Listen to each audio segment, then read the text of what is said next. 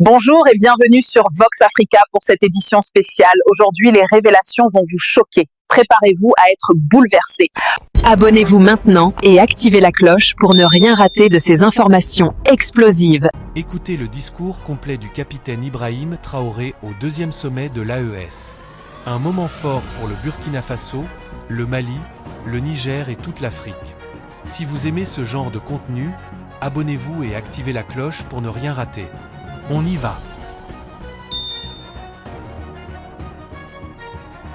Merci beaucoup à tous. Et bonjour chers frères et sœurs, bonjour chers parents. D'entame donc de propos, je souhaiterais donc m'excuser auprès de la population sahélienne qui nous a attendus hier et Dieu a voulu que ce soit aujourd'hui et nous soyons là. Nous nous rendons grâce pour tous les bienfaits et ce jour si merveilleux qu'on se retrouve ici à Bamako pour la deuxième session du Collège des chefs d'État de la Confédération AES. Je voudrais aussi rendre un hommage appuyé à nos vaillantes forces combattantes qui mènent un travail colossal sur le terrain et qui permettent qu'aujourd'hui nous pouvons nous retrouver ici pour communier au nom de nos populations. Je vais m'excuser encore une fois de plus auprès de ceux que mes mots pourraient vexer, parce que je n'irai pas par le dos de la pierre. Nous allons nous attaquer encore aux mots qui minent l'Afrique.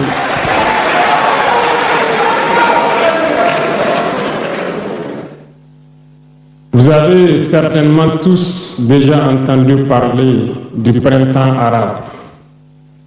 Ce phénomène qui a bouleversé la géopolitique du monde arabe, en commençant par le Maghreb, en Afrique jusqu'en Asie, qui s'est manifesté avec des conséquences souvent désastreuses, des morts et des divisions par endroits, et des bouleversements politiques sans précédent dans d'autres endroits. Et je pense que tous les Africains devraient comprendre qu'est-ce que c'est que ce phénomène, d'où il vient et qu'est-ce qu'il faut faire pour se prémunir d'un tel phénomène. Malheureusement, nous sommes au regret de constater que certains Africains ne se réveillent pas. Et ce que je vais dire n'est que ma pensée à moi, mon analyse, c'est qu'il y a quelque chose qui vient sur l'Afrique de l'Ouest que j'ai appelé l'hiver noir. L'hiver noir arrive. Il sera un hiver très froid, un hiver sanglant, un hiver meurtrier. Vous allez me poser des questions, pourquoi? Eh bien, en fondant la Confédération de l'AES, nous avons senti ce froid venir. Et tous les jours que Dieu fait, nous nous évertuons à trouver des troncs d'arbres pour allumer un feu qui va réchauffer le cœur des Africains, un feu qui va réchauffer les mentalités et le sang des Africains, pour nous unir autour. Nous nous sommes évertués également à faire la chasse aux loups pour essayer d'utiliser leur peau pour faire des manteaux pour nous protéger du froid de l'hiver. Nous nous sommes évertués à construire des montagnes, de grandes montagnes pour briser le vent de l'hiver qui devrait s'abattre sur nos communautés. Malheureusement, force est de constater que certains Noirs sont là tous les jours à arroser nos troncs d'arbres d'eau fraîche pour qu'ils ne puissent pas brûler. Ils se transforment en loups ou font en sorte que nous, chasseurs de loups, nous ne puissions pas surprendre le loup. Lorsque nous voulons construire nos montagnes, ils brisent les cailloux pour que nous ne puissions pas arriver. Pourtant, l'hiver arrive. Et quand l'hiver viendra, devrions-nous permettre à ceux-là qui combattent de venir se protéger avec nos manteaux qu'on a confectionnés, avec les montagnes qu'on a construites pour nous protéger des vents, ou encore se réchauffer avec nous autour du feu. Telle est la question qu'il faut qu'on se pose. Qu'adviendra-t-il donc du panafricanisme quand l'hiver viendra? L'hiver viendra parce que la guerre se transporte en Afrique de l'Ouest. Les impérialistes font tout pour mettre l'Afrique de l'Ouest à feu et à sang.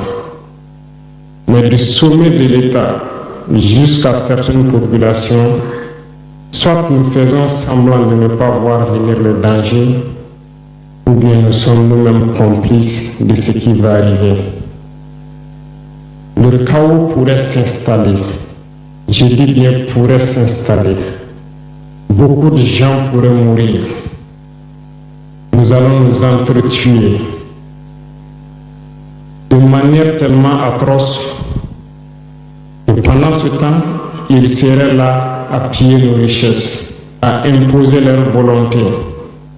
Et ceux qui vont survivre de cette tragédie n'auront que deux choix. Soit s'unir pour toujours contre l'impérialisme ou se résumer à être des esclaves jusqu'à disparaître. Il faut donc se prémunir de l'hiver noir qui vient. Nous ne pouvons pas comprendre que des Noirs en Afrique de l'Ouest ici prient Dieu que les terroristes tuent des populations noires. Nous ne pouvons pas comprendre que des chefs d'État lâches se cachent derrière des médias, soi-disant médias, pour décourager, insulter, activer la haine entre les populations. Ces individus qui sont sur leur plateau, qui tous les jours du matin au soir crachent leur venin toxique pour attiser la haine entre les communautés, ils sont généralement très vilains. Avec leur gueule de misérable, ils ne savent que faire cela. Regardez-les bien. Ils sont là avec des yeux de drosophiles sauvages. Tous les jours, c'est cracher du venin. Ils cherchent à diviser les communautés. Sur les réseaux sociaux, ils sont là et ils sont nombreux. Pourquoi est-ce que nous, Noirs, cherchons à cultiver la haine entre nous? Et par hypocrisie, on se dit frère. Il faut que nous puissions nous dire la vérité de manière très crue, quitte à ce que ça vexe, on va s'excuser, mais il faut que nous nous réveillons. Pourquoi est-ce que le noir est comme ça? Pourquoi est-ce que nous ne pouvons pas voir le danger venir, nous unir et nous prémunir? Pourquoi est-ce qu'il faut que par nos comportements, nous allions affronter ces dangers qui risquent de nous décimer? Mais d'autres ont fermé les oreilles, ils font semblant de ne pas entendre la politique de l'Autriche. Des peuples se complaisent dans la colonisation. Ils aiment cette domination. À peine s'ils n'appellent pas les impérialistes, venez nous coloniser. Nous aimons être vos esclaves. Nous nous posons souvent des questions lorsqu'on voit les réactions. Ces pseudo-intellectuels décérébrés qui sont là à longueur de journée à entamer des débats en toute indignité, en toute malhonnêteté, comme s'ils ne voient pas la réalité des exemples qui se présentent à nous. Il y a plein d'exemples. Lorsque la démocratie fait certaines choses contraires aux règles même qu'elle s'est fixées, ils ferment les yeux là-dessus. Mais ils sont prompts à nous appeler juntes ou putschistes. Mais soyez sûrs d'une chose, nous sommes unis et nous resterons unis. Et nous devons ouvrir les yeux. L'AES va évoluer. Tout n'est pas forcément rose. Tout ne peut pas aller au rythme que nous souhaitons. Mais nous avançons sereinement et nous allons arriver à notre objectif. Et quand viendra l'hiver, si il faille que nous passions par l'hiver pour être libres, pour être unis, nous prions Dieu qu'il en soit ainsi et qu'il protège nos populations. Sinon, une chose est sûre, l'AES vaincra, l'AES grandira. Restez sereins parce que nous avons confiance en nos populations. Nous avons confiance en vous, que vous compreniez qu'aucune manipulation ne peut aujourd'hui nous diviser entre nous.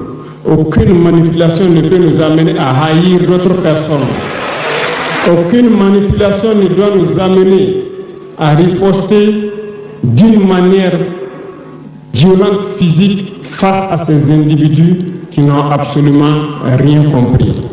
Restez sereins, ne ripostez pas physiquement, nous riposterons par la communication jusqu'à ce qu'ils changent eux-mêmes de mode d'action et nous allons aussi riposter en fonction du mode d'action. Restez sereins, Dieu protégera l'AES. Dieu vous protège tous, toutes les populations de l'AES. Dieu vous accompagne tous dans vos objectifs. Et Dieu, qui est si juste, se bat pour ceux qui se battent. Nous nous battons. Nous sommes une population résiliente, la plus résiliente de la sous-région. Personne n'aurait cru que vous pouvez supporter ce que vous êtes en train de vivre. Nous allons vaincre le terrorisme, nous allons nous développer et nous allons nous affirmer. Nous allons avoir notre place dans le concert du monde. Que Dieu bénisse l'AES, que Dieu bénisse notre population résiliente et résistante. Que Dieu nous unisse davantage, la patrie ou la mort. Et voilà, c'était le discours puissant du capitaine Ibrahim Traoré au deuxième sommet de l'Alliance des États du Sahel. Franchement, quand on entend ça, on sent que quelque chose est en train de changer pour de vrai en Afrique. Dites-nous dans les commentaires, quel passage vous a le plus marqué. Et vous, vous pensez quoi de l'avenir de l'AES? On veut lire vos avis. Si cette vidéo vous a plu et que vous voulez voir plus de discours, d'analyse et de vérité sans filtre sur l'Afrique qui se bat, abonnez-vous maintenant et activez la cloche pour ne rien rater. À très bientôt pour une nouvelle vidéo.